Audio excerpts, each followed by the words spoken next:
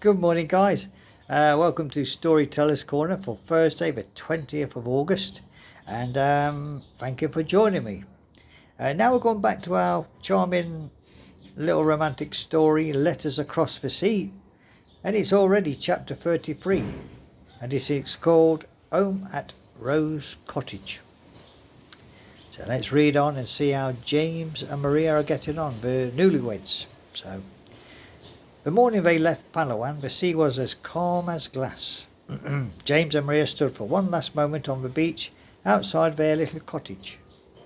The waves lapped gently at the shore, erasing their footprints almost as soon as they made them.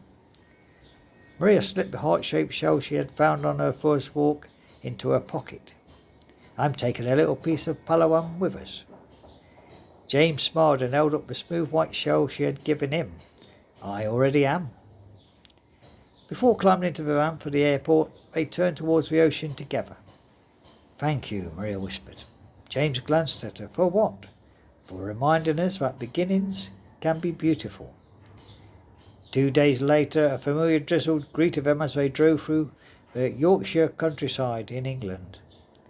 Maria laughed as raindrops dotted the car window. "I've officially arrived," James grinned. "How can you tell?" "You said England likes to welcome people with rain. It does seem committed to the tradition." As they entered Ashcombe, the church bell chimed the afternoon hour.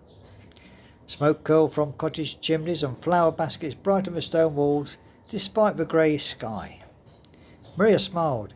"It feels different now." James looked at her. "How?" "The first time I came here I was your guest." She slipped her wedding ring gently between her fingers. "Now I'm coming home." The front door of Rose Cottage had barely opened before Bailey came racing across the hallway. His joyful bark echoed through the cottage as he had bounded towards them. "Someone remembers us," Maria laughed, kneeling to greet him. Bailey licked her hands enthusiastically before running circles around them, both of them. James chuckled. "I believe we passed the inspection." "I think we are forgiven for leaving him." Mrs. Edith Collins appeared at the garden gate carrying a covered basket. "I heard the happy couple had returned." Maria laughed. "You have excellent timing." "My dear," Edith replied with a wink, "in this village we call it excellent hearing."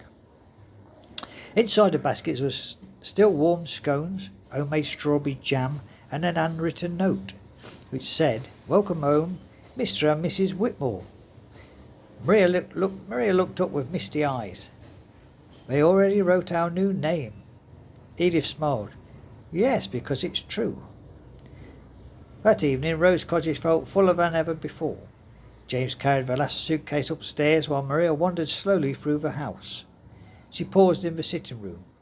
The framed photograph from Baguio still stood on the bookshelf. Beside it, James carefully placed a new photograph from their wedding beneath the pine trees. 2 pictures, 2 countries, 1 story. Maria smiled. "I think they belong together." "Yes, and so do I." The next morning brought their first ordinary day as husband and wife, or at least that was the plan. James woke up to the unmistakable smell of something burning. He hurried downstairs. Maria stood staring at a frying pan with a look of complete innocence. I can explain." James looked at the slightly overcooked toast. "I'm listening." "I was trying to surprise you with breakfast." James laughed so hard that he leaned against the wall. "I'm touched." "You should be." She folded her arms. "You're making fun of me." "I'm making fun of the toast. It fought bravely." It certainly did. Together we made a second batch. This one survived. Just about. After breakfast we began unpacking properly. James found a place for the carved wooden keepsake box from Palawan on a shelf beside their shared journal. Maria carefully arranged her first letter beneath it. When she opened the cupboard in the hallway, "It's empty." "It's waiting for your things." She smiled softly. "You've been preparing for me for a long time." One by one they filled the shelves together, books beside books, scarves beside coats, his favourite teacup beside hers. Small things, ordinary things, the kind of things that quietly transform a house into a home. That afternoon, James took Maria to the village library. She had volunteered to help arrange the display celebrating books from around the world.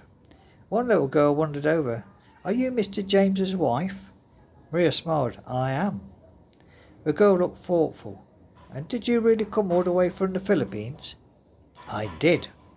"That's a very long way." "It is." The girl smiled brightly. "Mr. James says books can take people anywhere." Maria looked across the room at her husband. "They can." She smiled. "And sometimes they help people find each other." That evening, as rain tapped gently against the windows of Rose Cottage, James placed 2 envelopes on the table. Maria looked at them curiously. "What are those?" He grinned. "Stationery."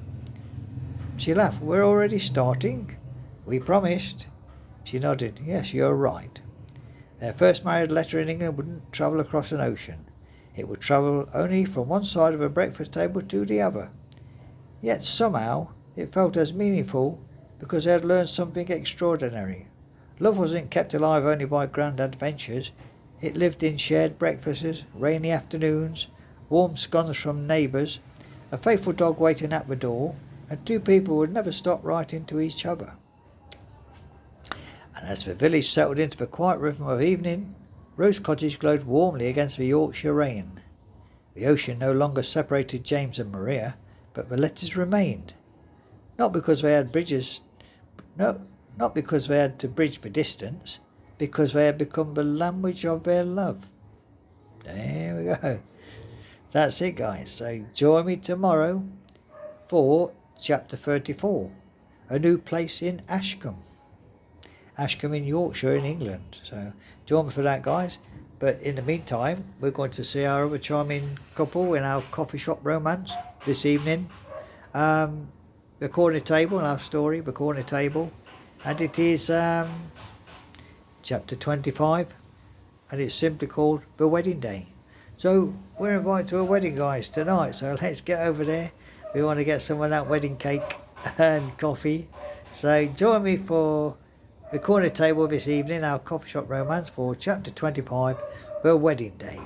So we have got newlyweds and we've got another couple, Emma and Daniel, on the verge of sharing their vows to each other. So there we go, guys. Hope you enjoyed the story.